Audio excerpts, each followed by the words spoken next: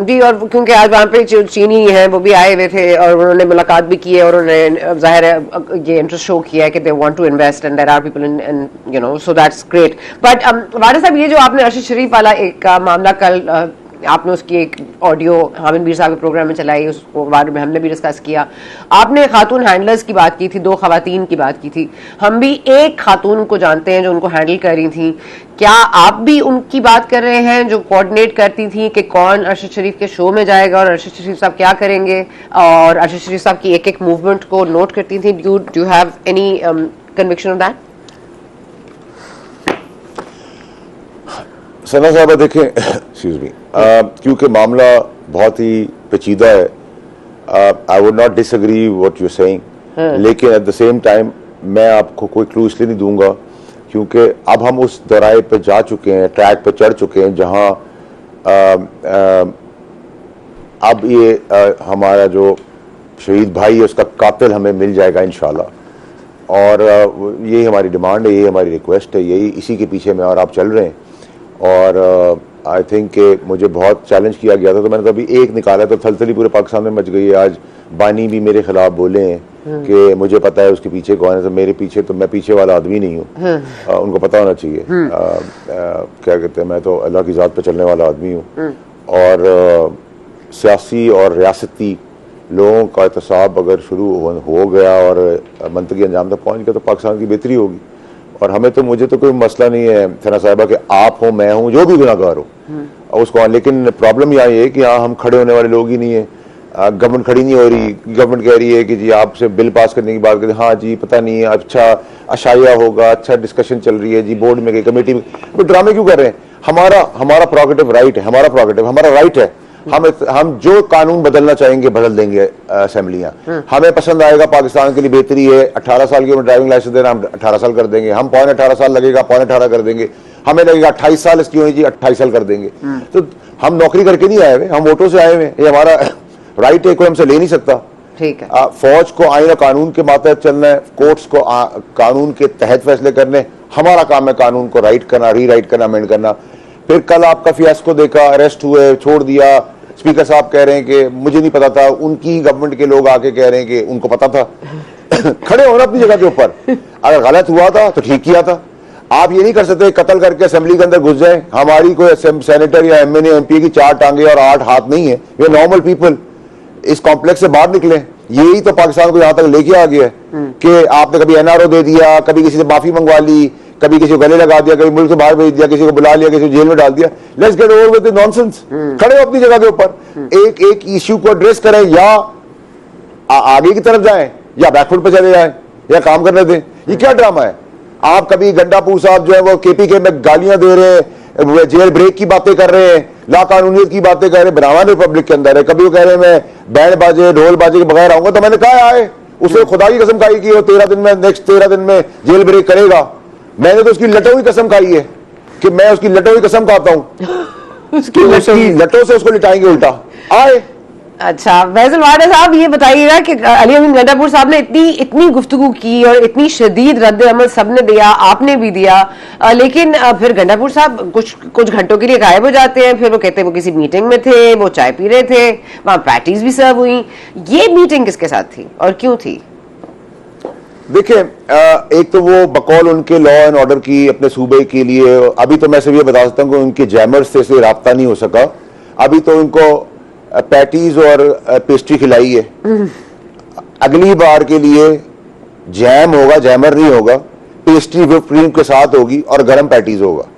ठीक है, और वो आए ना सामने, आगे बता दें कि क्या उन्होंने सूबे के लिए क्या अचीव करके गए यहां से। नंबर 2 कि क्या आपके एक सीएम को, and is there a number we all know, ठीक है, क्योंकि वो फैज के साथ भी मिले हुए हैं, उनका इलेक्शन कमीशन में भी केस पड़ा हुआ है, बट इलेक्शन कमीशन को जब काम करना होता है तो वो काम नहीं करती। एक डिस्क्वालिफिकेशन बनती है, वैसे तो उनको बहुत जल्दी होती है, मेरे केस में तो बहुत जल्दी थी उनको। So I am giving them also an alarm shot, you better perform it. If they don't perform then we will take it up, as simple as that. अच्छा, जनरल फैज हमीद की एसिड्स की फाइल पड़ी हुई है। नहीं, जनरल फैज हमीद साहब was in touch with Gandapur साहब, बनती है, was in touch with Gandapur साहब। आप समझते हैं कि आखिरी मतलब इतलात तक जब तक फैज हमीद साहब किससे बात कर सकते थे, he was in touch with Gandapur साहब? Are you saying that?